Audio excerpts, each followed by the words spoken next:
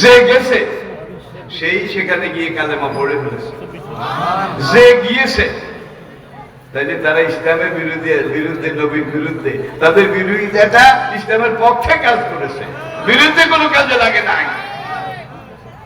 আল্লাহ যখন দেখলেন এইবার এই পরিমাণ জনশক্তি, পোড় খাওয়া খাঁটি সোনা নবীর হাতে তৈরি হয়েছে, এইবার মদিনাতে গিয়ে যদি ইসলামী খেলাফত, ইসলামী রাষ্ট্র ঘোষণা দেওয়া হয়, তাহলে এই লোকগুলাকে ব্যাংকের গভর্নর, এই লোকগুলাকে প্রদেশের গভর্নর, এই লোকগুলাকে বড় বড় পদে যদি বসিয়ে দেওয়া যায়, তাহলে কোনো 2 নম্বরই কাজ হবে না, দেশটা সুষ্ঠুভাবে।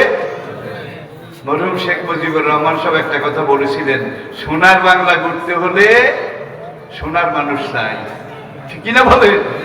সোনার মানুষ তো আসমান থেকে নাজিল হবে নাকি? সোনার মানুষ কোরআনের মেশিনে বানাইতে হবে। এখানে প্রশিক্ষণ আছে, এখানে বক্তব্য আছে, বক্তৃতা আছে, এখানে জামাত আছে, এখানে ইতিকাফ আছে, এখানে তাহাজ্জুদ আছে, এখানে শব্দদারি আছে। ঠিক কিনা বলেন? এগুলা যত বেশি করবে তত পারফেক্ট হবে, যত বেশি করবে এরাই সোনার মানুষ হবে। ঠিক কিনা বলেন?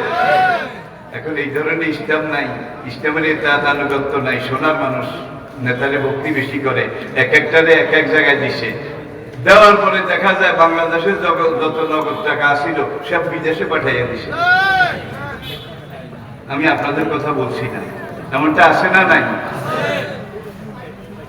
সব টাকা বিদেশে পাঠিয়েছে। এর মধ্যে সরকারি চাকরিওয়ালা বোধহয় নাই, পুলিশ টুলিশ বোধহয় নাই, প্রতিরক্ষা মন্ত্রণালয়ের লোক বোধহয় নাই।